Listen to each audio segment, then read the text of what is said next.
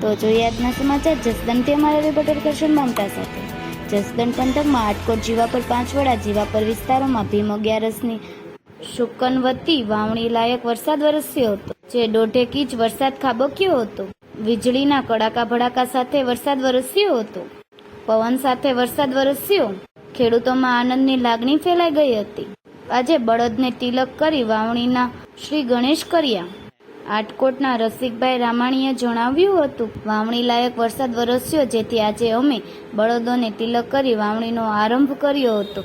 તેમણે જણાવ્યું હતું કે તેમની પાસે એક બળદ 20 વર્ષથી તેમનો સાથીદાર છે। આજે આ બળદ સાથે 21મી વાવણી કરી છે। આજના યુગમાં બળદો ઓછા થતા જાય છે, ભાગ્યે કોઈ ખેડૂતો પાસે બળદોને સાચવતા રહેશે। હાલો, મારું નામ રસિકભાઈ રામાણી, જસદણ તાલુકો, આટકોટ ગામ।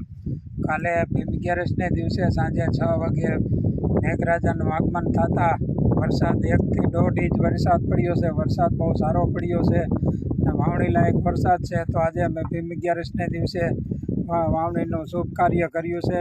વરસાદ બહુ સારો થયો છે અને વરસાદ હજી અમે ભગવાન પાસે એવી પ્રાર્થના કરવી છે કે આવો નવો આખું વરસ વરસાદ પડે એટલે ખેડૂતો ખુશખુશાલ થઈ જાય।